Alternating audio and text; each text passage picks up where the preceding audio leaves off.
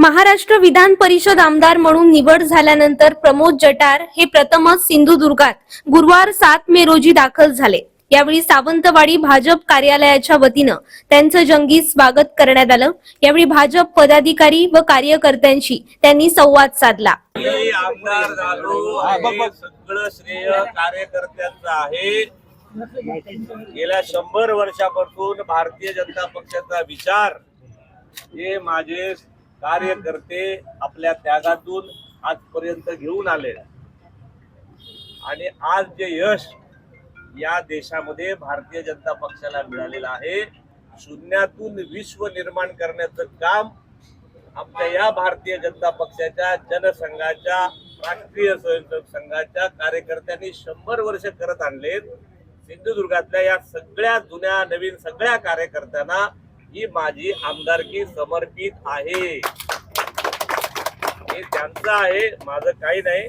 त्यामुळे आता पुढचे 6 वर्ष या आपल्या भागातला सिंधुदुर्गातला आमचे पालकमंत्री साहेब नितेशजी राणे आहेत, सुंदर काम करतात। खासदार नारायण राणे साहेब आहेत, फार छान काम करतात।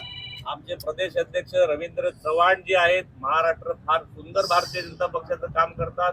देवेंद्रजी फडणवीस आमच्या संपूर्ण महाराष्ट्राचं सरकारचं काम सुंदर करतात। केंद्रातले सगळे, या सगळ्यांच्या आशीर्वादाने मी मला या ठिकाणी विधान परिषदेची जी जागा दिली त्याबद्दल मी या सगळ्या मंडळींचे आभारी आहे।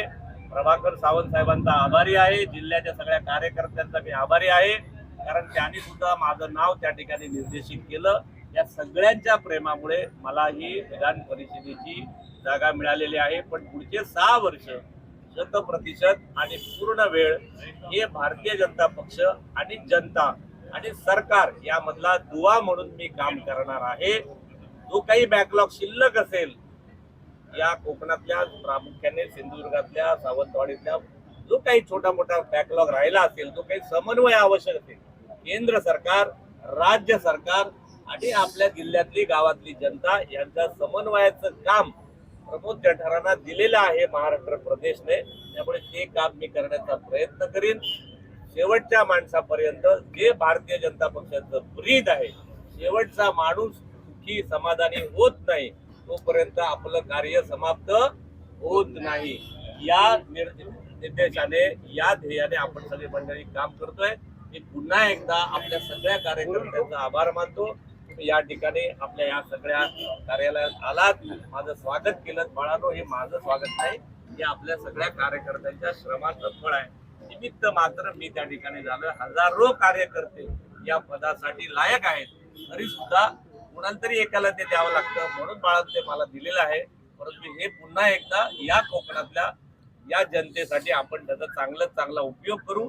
ज्या काही आपल्या मनात शंका असतील, ज्या काही समस्या असतील, त्या आपण सगळ्या समस्या आपले जिल्हा अध्यक्ष प्रभाकर सावंतांकडे द्या। आम्ही असं ठरवलेलं आहे की छोट्या मोठ्या काही आरोग्याच्या समस्या असतील, पाण्याच्या असतील, शिक्षणाच्या असतील, ज्या काही समस्या छोट्या मोठ्या राहिल्यात, भारतीय जनता पक्ष आता आंदोलन किंवा मोर्चाच्या भूमिकेत नसून या गोष्टी सोडवण्याच्या भूमिकेत आहे।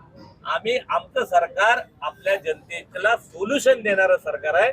त्यामुळे आम्ही या सगळ्याचं सोल्युशन जिल्हा अध्यक्षांच्या नेतृत्वाखाली आणि पालकमंत्र्यांच्या नेतृत्वाखाली आम्ही करणार आहे। आणि मी या संपूर्ण पालघर ते सिंधुदुर्ग पर्यंत हा माझं कार्यक्षेत्र आहे।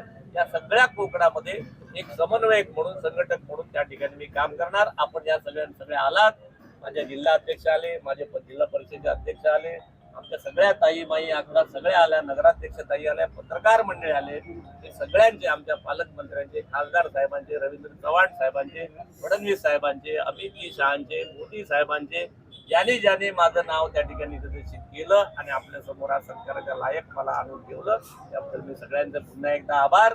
मी तुमच्या सगळ्या सावंतवाडीकरांचे आभार। साहेब, भारतीय जनता पार्टीचा वंदे मातरम। नमः पार्वती पते।